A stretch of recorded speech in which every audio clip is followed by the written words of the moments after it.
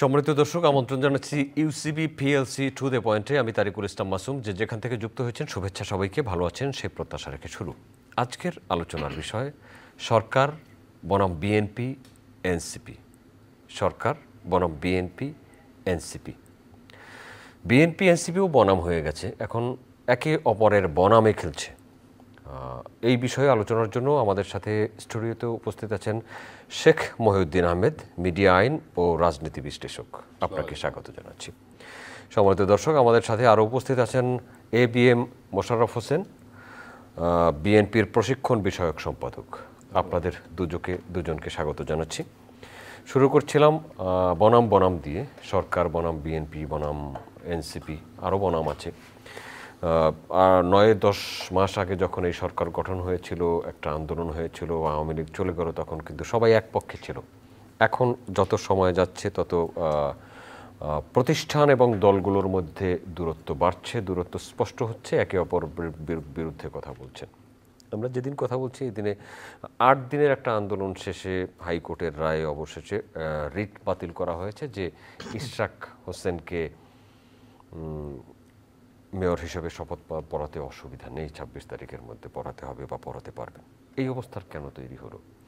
আবার এই নির্বাচন কমিশন এখন যারা কাজ করছে, তারা গেজেট প্রকাশ করেছে, তারা এখন পর্যন্ত কোনো নির্বাচন অনুষ্ঠান করেনি। তাদের বিরুদ্ধে কথা বলছে এনসিপি। তারা বলছেন যে এই নির্বাচন কমিশন পুনর্গঠন করতে হবে। 3 জন উপদেষ্টার পদত্যাগ তারা দাবি করেছেন। ইশরাক হোসেন এই রায়ের পরে বলেছেন যে আমাদের আন্দোলন এখনো শেষ হয়নি, 2 জন উপদেষ্টাকে পদত্যাগ করিয়ে ঘরে ফিরব। এই বনাম খেলা কেন? ধন্যবাদ আপনাকে। ধন্যবাদ আমার সহলোক শ্রদ্ধেয় মহিউদ্দিন ভাই এবং চ্যানেল আই দর্শক শ্রোতা যারা আমাকে দেখছেন, সবাইকে আমি শুভেচ্ছা জানাচ্ছি। ডক্টর ইউনূসের সরকার একটা ইন্টিরিয়াম গভর্নমেন্ট। আপনি জানেন যে একটা নিরপেক্ষ সরকার। বাংলাদেশের সকল রাজনৈতিক শক্তি এবং বাংলাদেশের জনগণ আগামী দিনে একটি গণতন্ত্রের যে যাত্রা আমরা শুরু করছি, সেই যাত্রাটাকে অর্থবহ এবং মানুষের কাছে কার্যকরী করার জন্য এই সরকারকে দায়িত্ব দেওয়া হয়েছে। সুতরাং সকল মানুষের সমর্থন এই সরকারের প্রতি থাকবে, এটাই স্বাভাবিক। কিন্তু আমরা লক্ষ্য করছি তাদের কিছু কিছু কার্যক্রমে জনমত এবং রাজনৈতিক দলগুলির মধ্যে অসন্তোষ এবং একটা বিরূপ প্রতিক্রিয়া দেখা দিচ্ছে। বিশেষ করে আপনি দেখবেন, আমরা বলেছি যে বিশেষ করে বাংলাদেশ জাতীয়তাবাদী দলের পক্ষ থেকে আমরা বলেছি যে আগামী দিনে গণতন্ত্রের যাত্রায় আপনারা একটা সুনির্দিষ্ট রোডম্যাপ দেন যে কখন আপনারা কি করতে চান। কিন্তু আপনি নিজেই আপনার উপস্থাপনা বলেছেন প্রায় 10 মাসের কাছাকাছি আমরা কিন্তু এখনও সুনির্দিষ্ট কোনো রোডম্যাপ আমরা ইউনূস সরকারের কাছ থেকে পাইনি। কারণ তাকে কিন্তু ইন্টেরিয়াম গভর্নমেন্ট একটা বিশেষ কাজের জন্য তাদেরকে দায়িত্ব দেওয়া হয়েছে। সুতরাং তারা কখন কি করবে এটা যদি রাজনৈতিক দলগুলির কাছে যদি একটি ধারণা থাকে অথবা রাজনীতির কাছে যদি নির্দিষ্ট থাকে যে এই কাজগুলি ডক্টর ইউনূসের নেতৃত্বাধীন সরকার করবে, তাহলে রাজনৈতিক দলগুলি যেমন তাদেরকে সহযোগিতা করার ক্ষেত্রে ইতিবাচক একটা ভূমিকা রাখতে পারে। পাশাপাশি প্রত্যেকটি রাজনৈতিক দলের আপনি জানেন নিজস্ব কর্মসূচি থাকে, নিজস্ব পরিকল্পনা থাকে, জনগণের কাছে দায়বদ্ধতা থাকে, সেইটা বাস্তবায়নের জন্য যা দরকার দলগুলি সেইটা করতে পারবে। কিন্তু আমরা লক্ষ্য করলাম যে ডক্টর ইউনূস এই ক্ষেত্রে অনেকটা বোবা হয়ে গেছে। উনি মাঝে মাঝে বলেন যে ডিসেম্বর থেকে জুনের মধ্যে একটা নির্বাচন হবে। তো ওনাকে নির্দিষ্টভাবে বললে সমস্যাটা কোথায় যে এই তারিখের মধ্যে নির্বাচনটা হবে, তাহলে তার সমস্যা হওয়ার কথা না। যার জন্য রাজনীতির অঙ্গনে কিন্তু একটা মানে মেঘের একটা ধোঁয়াশা দেখা দিচ্ছে এবং রাজনৈতিক দলগুলি এখন ডক্টর ইউনূস সরকারের কাছে যে প্রতি একটা সন্দেহজনক একটা মনোভাব ব্যক্ত করছে। পাশাপাশি আপনি দেখবেন এই সরকারটা কিন্তু একটা নিরপেক্ষ সরকার, সকল দলের সমর্থন। কিন্তু আমরা তাদের কার্যক্রমে বোঝা যাচ্ছে যে এনসিপি নামক নতুন যে দলটি হয়েছে, তার জন্ম, তার বিকাশ এবং তার কার্যক্রমের ক্ষেত্রে এই সরকারের প্রচ্ছন্ন একটা সমর্থন আমরা লক্ষ্য করি। কারণ আপনার নিচে মনে থাকার কথা, আমাদের মাননীয় প্রধান উপদেষ্টা যখন বিদেশে গিয়েছিলেন, একটা বিদেশি একটা টেলিভিশনের সাক্ষাৎকারে উনি বলেছিলেন যে ছাত্রদের খুব শীঘ্রই একটা রাজনৈতিক দল হবে। আমরা দেখলাম কিছুদিনের মধ্যেই জাতীয় নাগরিক কমিটি আত্মপ্রকাশ করতেছে। তারপর ওনার কিছু কিছু কথায় বোঝা যাচ্ছে যে উনি বলে যে ছাত্ররাই আমাকে প্রধান উপদেষ্টার দায়িত্ব নিতে বাধ্য করেছে। অর্থাৎ তার কথা কার্যক্রমে বোঝা যাচ্ছে একটা নির্দিষ্ট দলের প্রতি তাদের একটা বায়াসনেস আছে। কিন্তু আপনি জানেন যখন আপনি সাংবিধানিকভাবে শপথ নেন তখন রাগে অনুরাগে বিরাগের বশবর্তী হয়ে আপনি কোনো সিদ্ধান্ত নেবেন না, এই শপথ আপনি নিয়েছেন। তো এখানে তাহলে আপনার শপথ নিয়ে একটি প্রশ্নবোধক চিহ্ন দেখা দিতে পারে। অন্যদিকে আপনি দেখবেন এটা যদি নির্দলীয় গভর্নমেন্ট হয়ে থাকে তাহলে একটা রাজনৈতিক দলের দুইজন প্রতিনিধি এখানে কিভাবে থাকে, যেটা সজীব ভুইয়া এবং মাহফুজ আলম, এবং তারা কিছুদিন আগে এনসিপির নেতা ছিলেন এবং এখনো তাদেরকে সবাই বৈষম্যবিরোধী আন্দোলনের প্রতিনিধি বা ছাত্র নেতা হিসাবে সবাই তাদেরকে দেখতে অভ্যস্ত। এই ক্ষেত্রে আমার মনে হয় একটা দোয়াশা তৈরি হয়েছে। এই জন্য আপনার যে শিরোনাম আজকে বনাম টু বনাম বনাম, এর জন্যই সাধারণ মানুষের কাছে এই প্রশ্নগুলি দেখা দেয়। তারপর আপনি ঈর্ষা আকর্ষণের কথা বললেন। আপনি যদি আইনের শাসনে বিশ্বাস করেন, আপনি যদি সাংবিধানিক প্রতিষ্ঠানগুলিকে শক্তিশালী করতে চান, তাহলে তাদেরকে সেই কার্যক্রম করার মতো আপনার সেই সুযোগ আপনাকে দিতে হবে।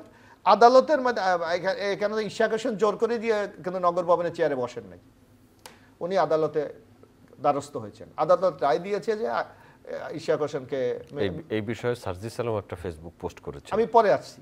আপনি দেখবেন এটা বলা হচ্ছে তাকে মেয়র হিসেবে উনি বৈধ। নির্বাচন কমিশন সাংবিধানিক প্রতিষ্ঠান হিসাবে এটার জন্য তারা গেজেট তৈরি করেছে। হ্যাঁ, সরকার, কারণ এই গভর্নমেন্ট একটা সরকার, তার যদি কোনো আপত্তি থাকতো এটা সে চেম্বার আদালতে যেতে পারতেন, সুপ্রিম কোর্টের আপিল বিভাগে যেতে পারতেন, কিন্তু সেদিকে কিন্তু তারা যায়নি। না গিয়ে তারা শপথ পড়ানো থেকে বিরত রয়েছে, অর্থাৎ তাদের যে শপথ নিয়েছে, আমরা মনে করি সেই শপথটাকে তারা আসবো আপনার কাছে। শেখ মহিউদ্দিন আহমেদ, অনেকদিন পর আপনাকে মিডিয়ায় দেখছি। বর্তমান পরিস্থিতি, এই যে বনাম যে কথাগুলো বললাম, এখন যখন কথা বলছি সেই সময়ের বাংলাদেশের সরকার, বাংলাদেশের জনগণ, এই নিয়ে আপনার মন্তব্য শুনতে চাই। ধন্যবাদ আপনাকে এবং আজকের দর্শক শ্রোতা সবাইকে, এবং আজকে বিএনপির প্রতিনিধি জনাব মোশাররফ সাহেব, আপনাকেও ধন্যবাদ। মূলত আমরা এখানে বলছি সরকার বনাম বিএনপি বনাম এনসিপি, বিষয়টা এই পর্যায়ে দাঁড়িয়েছে, কিন্তু এখানে যদি আমরা দেখি, এখানে আরেকটি বনাম আমাদের থাকা উচিত ছিল, সেটা হচ্ছে বনাম জনগণ অথবা বনাম সশস্ত্র বাহিনী। কারণ এখানে কিন্তু আজকের পরিস্থিতি এই উত্তরণের জন্য এখানে কিন্তু জনগণের যেমন একটা স্টেক আছে, এখানে সশস্ত্র বাহিনীরও একটা স্টেক রয়েছে। এখন আমরা যদি পুরো জিনিসটা দেখি, বিএনপি কিন্তু গত 17 বছরে আন্দোলন করেছে নির্বাচনের জন্য, এইটা হলো প্রধানতম থিম। আর না হলে আমি বিশ্বাস করি 17 বছরে বিএনপি ইচ্ছা করলে ফ্যাসিবাদী সরকারকে 17 বার এই দেশ থেকে আউট করে দিতে পারত, কিন্তু তারা কখনোই নির্বাচন, একটি সুষ্ঠু নিরপেক্ষ নির্বাচনের বাইরে তাদের আন্দোলন কখনোই তারা যৌক্তিক পর্যায়ে নিয়ে যায়নি। এটাকে আমি ব্যর্থতা বলছি না, এটা তাদের কৌশল বলতেছি। আর এনসিপি যারা করেছে, এরা একটি ফ্যাসিবাদকে সফলভাবে উৎখাত করার পরে সেই সফলতার উপরে ভিত্তি করে তারা একটা দল করেছে। কিন্তু এই এখন যদি আমরা বনাম এই দুইটাকেই ধরি, অন্য কোনো দলকে যদি বাদ দেই, তাহলে বিএনপির একটি আদর্শ রয়েছে, সেটা হচ্ছে জাতীয়তাবাদী আদর্শ। যদিও তারা এখানে প্রশিক্ষণ সম্পাদক রয়েছেন, তাদের ফিলোসফিক্যাল প্র্যাকটিসটা কিন্তু আমরা দেখি না, যে কারণে ফিলোসফিক্যাল ক্যারেক্টার তাদের মধ্যে কিন্তু আমরা ওইভাবে প্রতিফলিত হিসেবে দেখি না। আর এনসিপি এখন পর্যন্ত কোনো মতাদর্শ তাদের কিন্তু ঠিক করতে ব্যর্থ হয়েছে, এবং যতক্ষণ পর্যন্ত আপনি কোনো মতাদর্শ ঠিক না করবেন নিজের রাজনীতির জন্য, ততক্ষণ পর্যন্ত সেই দলটি রাজনৈতিক দল হয় না, সেটি হয় একটি সংগঠন। সো দলগতভাবে আমরা বিএনপি এবং এনসিপির পার্থক্যটা দেখতেছি। এখানে সরকারকে 5ই আগস্ট বিপ্লব সফল হলো, আমরা দেখলাম কয়েকদিন সরকারহীন। সেই সরকারহীন অবস্থায় আমরা কিছু মানুষকে আবার বিভিন্ন পদে দেখলাম, এবং সেইগুলো কিভাবে নিয়োগ হয়েছে জাতি আজও জানে না। তারপরে সরকার যখন হলো, সেই সরকারটি হলো কিভাবে? এখানে কি পুরোটাই ছাত্রদের দখলে ছিল সরকারটা করা? না, মোটেও না। সরকারটি তৈরি হয়েছে হাসিনা, ডিজিএফআই, ছাত্র এবং পরবর্তীতে যখন ডক্টর মোহাম্মদ ইউনূস রাজি হলেন সরকারের দায়িত্ব নেওয়ার জন্য, তার ইচ্ছায় কিছু মানুষ নিয়ে এই সরকারটি গঠিত হলো। আজকের যে সংকট, এই সংকটটা কিন্তু আমি প্রথমবার বাংলাদেশে আসলাম 20 বছর পরে অক্টোবরে। আমি প্রেস ক্লাবে আমাকে দেয়া সম্বর্ধনা সভায় আমি বলে গিয়েছিলাম যে বিপ্লবের প্রথম ধাপ সম্পন্ন হয়েছে, বিপ্লব হাতছাড়া হয়েছে এলিটদের কাছে। এই বিপ্লবের পরবর্তী ধাপ যদি ইমিডিয়েট না হয়, সংকট তৈরি হবে, যে সংকটে একসময় সশস্ত্র বাহিনী সম্পৃক্ত হবে এবং রাষ্ট্রের দিক নির্দেশনা ভিন্ন দিকে প্রবাহিত হবে এবং ফ্যাসিবাদ বিভিন্নভাবে এখানে ঢোকার চেষ্টা করবে। এখন এই সরকারে যারা রয়েছে তাদের কিন্তু ইনঅ্যাক্টিভ অবস্থায় পাই আমরা বহুবার বহু জায়গা থেকে আমরা বলেছি যে হয় এই ইনঅ্যাক্টিভ লোকদেরকে আপনারা পরিবর্তন করেন, না হয় এটার কলেবর বাড়ান। যারা রাষ্ট্র একটি রাজনৈতিক প্রতিষ্ঠান, সেই প্রতিষ্ঠানকে রাজনৈতিকভাবে মোকাবেলা করতে পারে সকল দৃশ্যমান এবং অদৃশ্য জাতীয় শত্রুদের। এখন এই জাতীয় শত্রু নির্ধারণের পদ্ধতি আমাদের নাই এবং যখন আমরা শুনি মাননীয় প্রধান উপদেষ্টা মিডিয়ার সাথে বলেন যে আমারও তো অভিজ্ঞতা নাই, আমিও শিখছি, তো এটা কি আমরা ট্রেনিং ইনস্টিটিউট বানাইলাম নাকি রাষ্ট্রকে, যে কেউ আসলো আর তাদেরকে ট্রেনিং দেওয়ার মধ্য দিয়ে এখানে বিভিন্ন গোষ্ঠী নানানভাবে রাজনৈতিক অচলাবস্থার সৃষ্টি করবে এবং তাতে ক্ষতিগ্রস্ত হবে আমার জনগণ। এখন আপনি দেখেন জনগণের সে কিন্তু কোথাও নাই। সব রাজনৈতিক দলগুলো তাদের নিজেদের কার্যকলাপ জনগণের কণ্ঠস্বর হিসেবে চাপিয়ে দিচ্ছে। আবার সরকারও তার নিজের এই যখন সরকারটা তৈরি হলো, কিন্তু আমরা সংবিধান সংবিধান সংবিধান করতে আমরা মাথা গরম করে ফেলি। সংবিধান মাথাটা যে গরম করি, এই সংবিধানের আওতায় কি এই সরকারের কোনো প্রতিষ্ঠা আছে? খালি শপথ নেওয়া ছাড়া। সংবিধানে অন্তর্বর্তীকালীন সরকার নাই। আবার এইটার আপনার কাঠামো হইল তত্ত্বাবধায়ক সরকারের। তো এইটা হলো সংবিধান বহির্ভূত একটি সরকার। এখানে সংবিধানের বাধ্যবাধকতা থাকবে না। আর সংবিধান নিয়ে প্রচুর বিতর্ক রয়েছে। এই মুজিবীয় সংবিধান নিয়ে যদি আমরা আগাই, তাহলে আমাদের ক্যারেক্টার মুজিবীয় ক্যারেক্টার হিসেবেই থাকবে এবং সকল বয়ান, সকল সংস্কার সবকিছু একসময় মুজিবীয় কায়দায় হবে। আপনার কাছে আসবো এবিএম মোশাররফ হোসেন। শেখ মহিউদ্দিন আহমেদ এই সংবিধানকে মুজিবীয় সংবিধান বলছেন এবং মুজিবীয় সংবিধান যদি পরিবর্তন না হয় তাহলে এই কাঠামোর মধ্যে যাই করা হবে মুজিবীয়ভাবেই সামনে আসবে। না, আমি মহিউদ্দিন ভাইয়ের সাথে একটু দ্বিমত করি যে কোনো দেশে একটা সংবিধান থাকে রাষ্ট্র পরিচালনা করার জন্য, রাষ্ট্রের কিভাবে পরিচয় তার দিক নির্দেশনের জন্য। যদি সেই সংবিধানে কোনো জনস্বার্থবিরোধী কর্মকাণ্ড থাকে, সেটা রেকটিফাই করার সুযোগ তো আছে। জনপ্রতিনিধিরা যারা নির্বাচিত, যেমন আমাদের বর্তমান সংবিধানে 17 বার কিন্তু সংশোধন করা হয়েছে। হ্যাঁ, আমরা একটা জিনিস দেখি যে বিগত 15টি বছর শেখ হাসিনা সংবিধানকে কিন্তু উনি তোয়াক্কা করেন নাই। ওনার নিজের শাসনটাকে প্রলম্বিত করার জন্য নিজের মতো পরিচালনা করেছে। যেমন আমাদের সংবিধানের আর্টিকেল 7-এ যদি আপনি যান, 7ম অনুচ্ছেদে রাষ্ট্রের মালিক জনগণ। কি এই 15.5 বছর জনগণের সেই মালিকানা কি রাষ্ট্রে ছিল?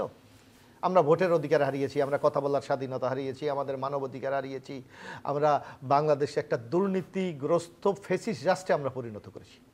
এটা কি সংবিধানের দোহাই দেবেন আপনি? নো, এটা প্র্যাকটিসের উপর ডিপেন্ড করে। আমাদের ভোটের ব্যবস্থাটাকে ধূলিসাৎ করে দিয়েছে শেখ হাসিনা। অথচ আপনি আমাদের সংবিধানে স্পষ্ট ভাষা বলা আছে 166-তে যদি আপনি যান, যে জনগণের প্রত্যক্ষ ভোটে তার নেতা নির্বাচিত হবে, প্রতিনিধি নির্বাচিত। আপনি করেন নাই, আপনি ভায়োলেশন করেছেন।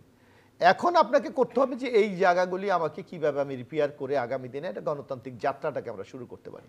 এবং যারা এই ধরনের সংবিধানকে ভায়োলেশন করবে, আমাদের জনগণের অধিকার কেড়ে নেবে, তাদের জন্য আপনি কি ধরনের শাস্তিমূলক ব্যবস্থা রাখবেন সেটাকে আপনি নিশ্চিত করতে হবে।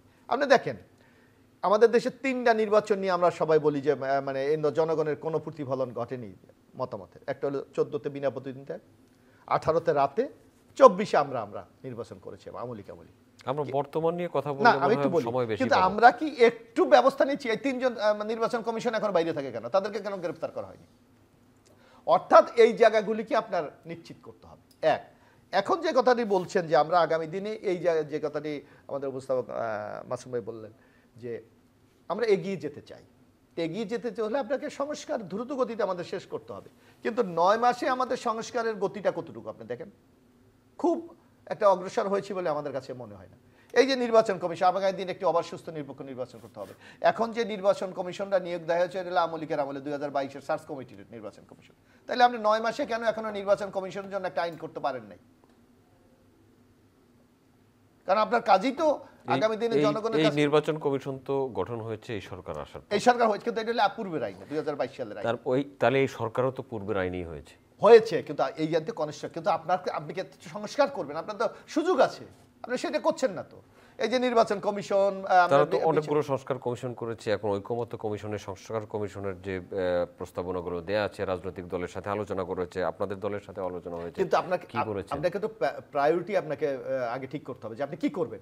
আপনি জানেন সব সংস্কার তো এই সরকার করতে পারবে না, বরং আগামী দিনে গণতান্ত্রিক যাত্রা শুরু করার জন্য আপনার কি দরকার? মেইনলি 3টা বডি আপনার সবচেয়ে ইম্পর্টেন্ট। একটা হলো নির্বাচন কমিশন, একটা হলো নির্বাহী বিভাগ, আরেকটা হলো বিচার বিভাগ। এই 3টাকে যদি আপনি মোটামুটি এখন আমরা সংস্কারের মধ্যে নিয়ে আসতে পারি, তাহলে জনগণের মতামতের কিন্তু আমরা একটা মূল্য আমরা দিতে পারবো। কিন্তু সেটা তো এখন হচ্ছে না। এই দেখেন, আমরা দেখলাম এই সরকার কমিশন গঠন করেছে, পুলিশ কমিশন। রাজনৈতিক দলের কাছে আপনি কিন্তু এখনো কোনো মতামত নেয়নি। তারা বলেছে নির্বাহী আদেশে এটা সম্ভব, অথচ পুলিশ হলে সবচেয়ে সেন্সিটিভ ব্যাপার। গত 15 বছরে শেখ হাসিনা পুলিশকে দলীয় বাহিনীর মতো ব্যবহার করেছে, যার জন্য দেখেন এই সরকার চলে যাওয়ার পর পুলিশ চলে যাচ্ছে, মসজিদের ইমাম চলে যাচ্ছে, হাইকোর্টের প্রধান বিচারপতি চলে যাচ্ছে। এই জায়গাগুলি যদি আপনি রিপেয়ারিং আমরা না করতে পারি, তাহলে আগামী দিনে একটা গণতান্ত্রিক বাংলাদেশ আপনি তৈরি করতে পারবেন না। এখন আপনি যে কথা বলছেন এই বনামের খেলা, এটা কি আমাদের প্রকৃত যে আমরা যা চাই সেই জায়গা থেকে আমাদেরকে ডাইভার্ট করার কোনো ষড়যন্ত্র? কে করছে তাহলে সেটা? এটা তো কোনো মহল করছে। এই যে দেখেন আপনি আজকে বাংলাদেশের মানুষ কি মানবিক করিডোর নিয়ে বাংলাদেশের মানুষ, আপনি একটা জরিপ করেন তো কত পার্সেন্ট লোক মানবিক ব্যাপারে কনসার্ন? হঠাৎ এই সরকার দেখলাম যে একটা নীতিগত আমরা সিদ্ধান্ত নিয়েছি। আবার দেখেন চিটাং পোর্টকে আমি বিদেশের কাছে দিয়েই দেবো। এগুলি কি সাধারণ মানুষের প্রত্যাশার কাছাকাছি আছে? নাই। অর্থাৎ আপনাকে ডাইভার্ট করে অন্যদিকে নিয়ে মূল যে আমাদের টার্গেট গণতন্ত্রের অগ্রযাত্রা, সেই যাত্রাটাকে আমরা ব্যাহত করতে চাই। কারণ এই সরকার, কাকে ইন্ডিকেট? এই সরকারের মধ্যে একটা অংশ আছে যারা দীর্ঘদিন ক্ষমতা উপভোগ করতে চায়, যারা আমলাতন্ত্রকে বলছেন? হ্যাঁ, আমলাতন্ত্রকে বলছেন। আমলাতন্ত্র আছে, পাশাপাশি আপনার উপদেষ্টা মণ্ডলীর সদস্যরাও অনেকে আছে যারা দীর্ঘদিন ক্ষমতায় থাকতে চায়। এই ধরনের নানা কৌশল তারা আজকে অবলম্বন করছে। এই বিষয়ে শেখ মহিউদ্দিন আহমেদ আপনার কাছ থেকে একটু শুনে আসি, আসলে কি তাই? বিষয়টা কিন্তু আপনি যদি দেখেন, এখানে কিন্তু জটিলতা ভিন্ন খাতে। আমরা আসলে রাষ্ট্রটাকে কোনখানে দেখতে চাই, এই জায়গাটা আমাদের ঠিক করা উচিত রাজনৈতিকভাবে। আমরা কি শুধু নির্বাচন নামের গণতন্ত্রের মধ্যে ঢুকতে চাই, না আসলেই উনি যেটা বলেছেন রাষ্ট্রের মালিক জনগণ, সেটা শুধু কাগজেই আছে, কিতাবে নাই? কিতাবে আছে, এরকমই থাকে মনে হয়, বা আমরা জন্মের পর থেকে এরকমই পেয়েছি, আমরা দেখতে পাচ্ছি এইটাই। কিন্তু জনগণের মালিকানার প্রতিনিধিত্ব কিন্তু কোথাও দেখি নেই। প্রতিনিধি হওয়ার পরে তাদের কাছে জনগণের পৌঁছানো প্রত্যেকটা সরকারের আমলেই দেখেছি যে এটা বিশাল একটা কঠিন ব্যাপার। এইখানে জনগণের, যেমন সংবিধানে একটা জায়গায় আপনি পাবেন যে আপনার মৌলিক অধিকারগুলোর বাস্তবায়ন প্রত্যেকে করতে হবে। আপনি বাংলাদেশের প্রথম থেকে সৃষ্টি থেকে এই পর্যন্ত আপনি একটা সরকার বলেন যে এই জনগণের অন্ন, বস্ত্র, বাসস্থান, শিক্ষা, চিকিৎসা, এই 5টা মৌলিক অধিকার নিয়ে এবং বাস্তবিক অর্থে এই 5টা ফুলফিল করার কেউ চেষ্টা করছে না। বিকজ পারে না। কেন? তারা ভিন্ন ভিন্ন এজেন্ডা নিয়ে কাজ করে, যে কারণে এই জনগণ শব্দটা চাপা পড়ে। এখন এই জনগণের জায়গাটাকে ঠিক না করতে পারলে এই সরকারও ব্যর্থ হবে, এবং এই জনগণের মালিকানাটার যদি স্থায়িত্ব না দিতে পারে, এস্টাবলিশমেন্ট না দিতে পারে, তাহলে এই সরকারও ব্যর্থ হয়ে আরেকটা বিশাল সংকটের দিকে রাষ্ট্র চলে যাবে। কারণ এই আন্দোলনটায় হাজার হাজার মানুষ, যদিও এখন পর্যন্ত সঠিক তালিকা সরকারও বানাইতে পারে না, আর অন্যেরা এটা তালিকা হোক এটা চায় না। এখন এই যারা জান দিল, তারা কি ফাইজলামি করার জন্য জান দিছে? তারা কোন বাংলাদেশ চাওয়ার জন্য প্রাণটা দিল? যারা চোখ হারাইলো, অঙ্গ প্রত্যঙ্গ হারাইলো, হাজার হাজার তাদের এই যে ফেসিবাদের লোকজন এখনো সরকারের মধ্যে আছে, কই আমরা তো বিএনপিকে তো এখন পর্যন্ত দেখলাম না ফেসিবাদের লোকগুলোকে এখনই তাড়িয়ে ফেসিবাদ মুক্ত বাংলাদেশ বা সরকার করার জন্য তো তাদের কোনো উদ্যোগ দেখলাম না। যতখানি দেখতেছি যে তারা অমুক জায়গাটা লাগবে, তমুক জায়গা লাগবে, অমুক নির্বাচন লাগবে, রোড ম্যাপ লাগবে। প্রথমেই তাদের করা উচিত ছিল যে ফেসিবাদের লোকজন সরকারের ভেতরে থাকলে, বিচার বিভাগের ভিতরে থাকলে, নির্বাচন কমিশনে থাকলে তারা থাকা পর্যন্ত কোনো সুষ্ঠু নির্বাচন হবে না। এই বক্তব্য কিন্তু জাতি পায় নাই। অনেককে তো তাড়ানো হয়েছে। কয়জন তাড়াইছে? নির্বাচন কমিশন যেটি ছিল সেটি তো পুনর্গঠন করা হয়েছে। আপনি নির্বাচন কমিশনকে শুধু ওই কয়জন মানুষকেই দেখেন নির্বাচন কমিশন? নির্বাচন কমিশন তো একটা বিশাল প্রতিষ্ঠান, তার ভেতরে যে বেশিরভাগের লোকগুলো যেগুলো ঢুকানো আছে সেগুলো সরকারি চাকরিজীবী অনেককে তো বহিষ্কার করা হয়েছে। এই যে তার সংখ্যা কত পার্সেন্ট আমি সেটা বলতে পারবো না, এটা 5%ও না। আর পুলিশকে পুনর্গঠন করার আগে পুলিশ যতক্ষণ পর্যন্ত ঠিক মতো না চলবে ততক্ষণ পর্যন্ত কোনো আইন শৃঙ্খলা সঠিক থাকবে না এবং নির্বাচন করা সম্ভব হবে না। কারণ শুধু আর্মি একটি নির্বাচন করার জন্য যথেষ্ট নয়, পুলিশকে লাগবে। তারপর আপনি দেখেন এখন সংস্কারগুলো সব যদি পার্লামেন্টেই হবে তাহলে গণভোটের বিধানটা কেন আছে? গণভোটের থেকে শক্তিশালী কিন্তু পার্লামেন্ট না। আর এখানে হলো আমাদেরকে কিন্তু ফেসিবাদের বড় বড় প্রতীকী জায়গায় কিন্তু যারা বসে আছে তাদেরকে কিন্তু হটানোর কোনো সুযোগ কিন্তু জনগণ পাচ্ছে না। তারা কারা? রাষ্ট্রপতি আছে একজনকেই ধরেন। তারপর দেশপ্রেমিক অফিসার যারা জয়েন করেছে, যাদেরকে ফেসিবাদ তাড়িয়ে দিয়েছিল, তারা যারা জয়েন করেছে তাদেরকে কিন্তু কাঙ্ক্ষিত প্রমোশনগুলো দিয়ে কাঙ্ক্ষিত পদগুলো কিন্তু দেওয়া হচ্ছে না। তারাও কিন্তু সার্ভ করতে পারতেছে না। তাদের মাথার উপরে বিভিন্নভাবে অন্যেরা বসে আছে এবং কোনো ফাইলও আপনি সঠিকভাবে দেখবেন নিচে মাঝখানে যারা বসে আছে ফেসিবাদের লোক, তাদের দ্বারা কাজ হচ্ছে না। উপরে যারা ফেসিবাদের লোক আছে, চুপা রুস্তুম আছে কিছু সরকারের মধ্যে। এখন সরকারের মধ্যে আপনার বিষহীন যে সমস্ত সর্প আছে এদেরকে না তাড়ালে আর বিষধর সাপ যারা প্রশাসনে বসে আছে তাদেরকে না সরালে আপনি শুধু নির্বাচন দিয়ে ক্ষমতায় গিয়ে কিছু করার মতো কোনো কিছু পারবেন বলে জাতি বিশ্বাস করে না, আমিও বিশ্বাস করি না। আপনি যে গণভোটের কথা বললেন, গণভোটে কি প্রকৃত ভোট হয়? ভোট দেওয়া যায়? হ্যাঁ না কেন আপনি হ্যাঁ না হবে কেন? হ্যাঁ নাই হবে না কেন? গণভোট তো পৃথিবীর মানদণ্ডে, পৃথিবীর রাজনৈতিক এবং আইনি মানদণ্ডে গণভোটের উপরে কোনো ভোট নাই। যে সমস্ত এই বাংলাদেশ সম্বন্ধে আপনারও ধারণা আছে, আমারও ধারণা আছে। বাংলাদেশের যে গণভোট হয়েছে তাকে কি জনগণের প্রকৃত মতামত এসেছে? আগেগুলো তো সবাই যার যার অবস্থান থেকে করেছে, এখনো যারা করবে তাদের অবস্থান থেকেই করবে। এরা তো পার্টিসিপেটরি না আমাদের পলিটিক্সে। সেটা তো এখন বলছেন, কিন্তু এই যারা এই সরকারে আছে তাদের মধ্য থেকেই কিন্তু দল গঠন করা হয়েছে। হোক, কিন্তু আমি তো সংবিধান সংশোধনের সংস্কারের কথা বলছি। যেন সংবিধানের প্রকৃত সংস্কার না হলে আপনি যদি নির্বাচন দেন তাহলে আরেকটি ফেসিবাদ তৈরির আশঙ্কা কিন্তু থাকবে। কারণ আমরা আমাদের রাজনৈতিক চরিত্র জানি। জি। তো সেক্ষেত্রে সংবিধানের ব্যাপক সংস্কার না হওয়া পর্যন্ত, প্রতিটা জায়গা বন্ধ না করা পর্যন্ত আপনি যদি কোনো জাতীয় ঐকমত্য কমিশন হয়তো এই জন্যই কাজ করছে রাজনৈতিক দলগুলোর সাথে। সেখানে কি আমরা ঐকমত্য হচ্ছি? আমি একটু মহিউদ্দিন ভাইয়ের কাছে একটু প্রশ্ন জিজ্ঞাসা করি। মহিউদ্দিন ভাই, আপনি তো দীর্ঘদিন সাংবাদিকতায় ছিলেন, আপনার আইন ভাষায় প্র্যাকটিস করেন। আমাদের কনস্টিটিউশনে কি এইগুলোর ব্যত্যয় এখন আছে? সবগুলো তো লেখা আছে, কিন্তু আপনি প্র্যাকটিস কতটুকু? যেমন আপনি বলেন আপনি একজন আইনজীবী, আমাদের কনস্টিটিউশনে স্পষ্ট ভাষায় বলা আছে যে আপনি কোনো আসামিকে যদি গ্রেফতার করেন 24 ঘন্টার মধ্যে কোর্টে তাকে প্রডিউস করতে হবে। করে না, আপনি কি কোনো ব্যবস্থা নিচ্ছেন? তো সেখানে ব্যবস্থা রাখবেন না? আছে তো ব্যবস্থা, এখনো তো আছে। আপনি কেন যারা করছে না তাদেরকে হটানোর জন্য আপনারা কথা বলতেছেন না কেন? আছে, এটা তো আইন আছে, এটাকে নতুন আইন করার আপনার কোনো প্রয়োজন নাই। কিন্তু আপনি কিন্তু আইনের কথা বলতেছেন। না, আইন দিয়ে তো আপনাকে মেকআপ না, সংস্কারটা কোনখানে করতে হবে?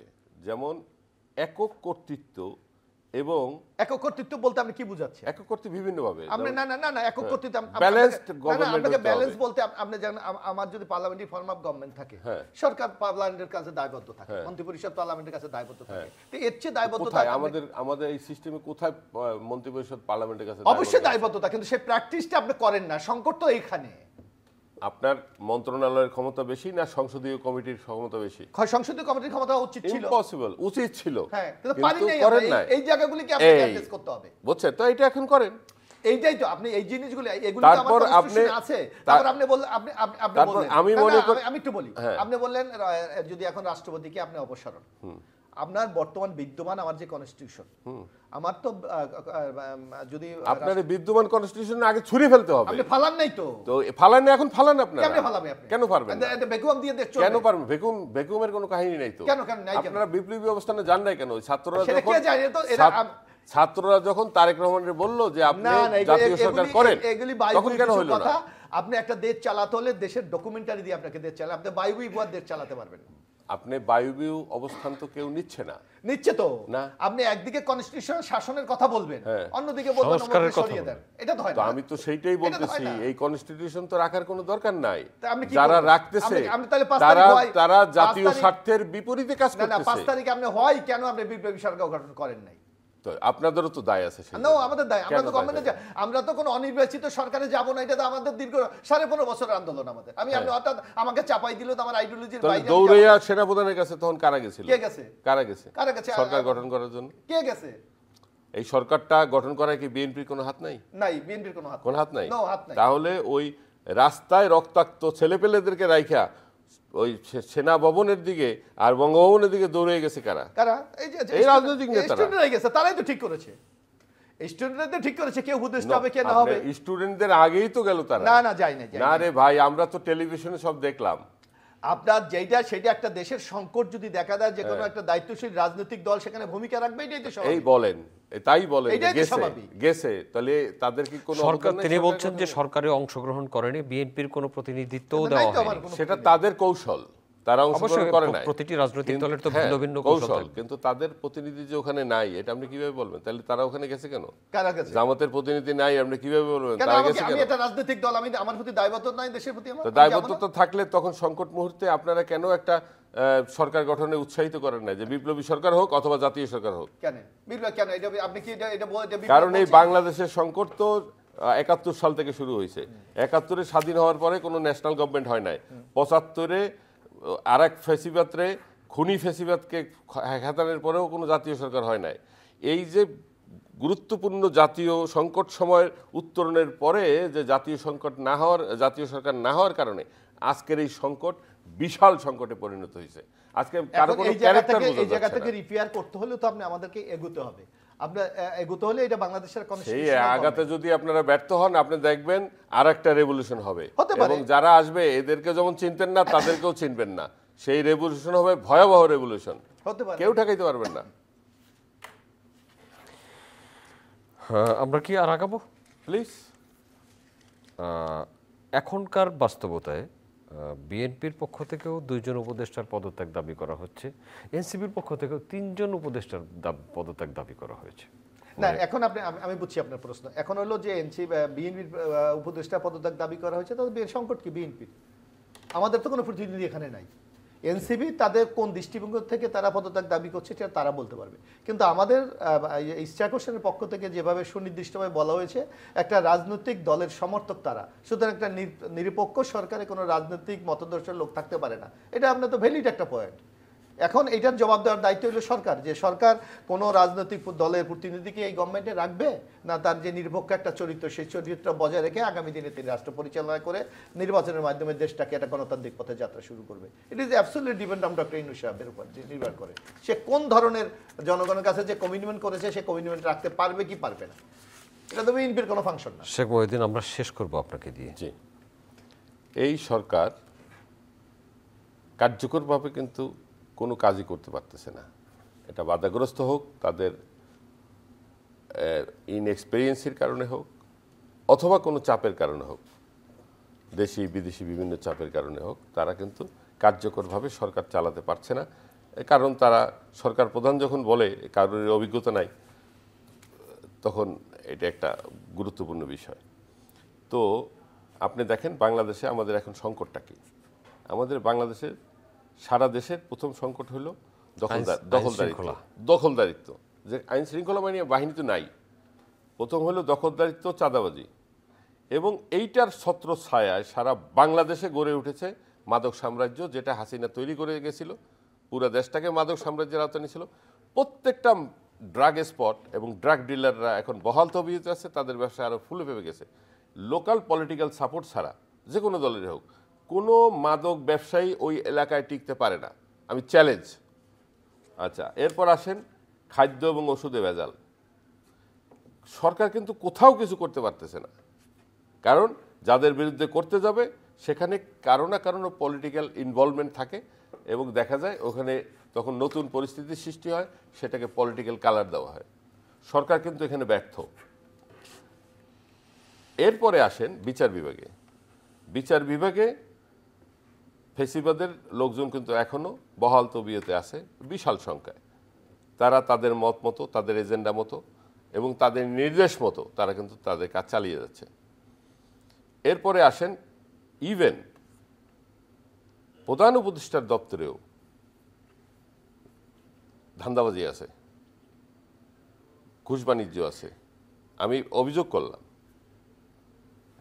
এবং ঘুষের একটা নেটওয়ার্ক সারা বাংলাদেশে। আমি 4 মাস যে কাজটা করছি, আপনি যে কথা বললেন এর প্রমাণ দিতে পারবেন? হ্যাঁ, এই সারা বাংলাদেশে একটা নেটওয়ার্ক তৈরি হয়েছে। আমি বলে যাই আজকে মিডিয়ায়, আমি 4 মাস বাংলাদেশে, এবং এক জায়গায় আমি বসে বসে আমি সব কিছু ইনফরমেশন কালেক্ট করছি। এখানে আপনার তো উচিত তাহলে প্রকাশ্যে ওপেন করা। আমি সেইটাই বলতেছি, আপনি বলেন প্রকাশ্যে বলতেছি, বলে দেন যে এই দিস ইজ দ্য কারাপশন। বাংলাদেশে অমুক সচিব ট্রান্সফার, অমুক সংস্থার চেয়ারম্যান ট্রান্সফার, অমুক বদলি, অমুক নিয়োগ। এখানে আমরা আগে পিলার বেচা কিনার একটা সিস্টেম দেখছি না আগে, শুনেছি। হ্যাঁ, ওইটার এক্সপিরিয়েন্স বাংলাদেশে বহুত ব্যবসায়ীর আছে, অনেক ব্যবসায়ী ধ্বংস হয়ে গেছে। এখন এইরকম একটা গ্রুপ মাঠে আছে, কাজ করে, এবং এর পিছনে আছে একটি সংঘবদ্ধ পরিকল্পনা। তারা বলে আমরা 100 কোটি টাকা দেব। কিভাবে আসে? ধরেন অমুক সচিবকে পদায়ন করা হবে, সচিবকে আপনার এই পদায়ন আমরা করে দেবো, 100 কোটি টাকা লাগবে, আপনার 1 টাকাও লাগবে না, এই টাকাও আমরা দেব। এবং এখানে এগ্রিমেন্ট হয়, কত কিছু হয়। এইখানের সাথে প্রধান উপদেষ্টার দপ্তর পর্যন্ত, দপ্তরের ভিতরের কিছু কিছু চুপারস্তুম আছে, তারাও কিন্তু এই কাজের সাথে জড়িত।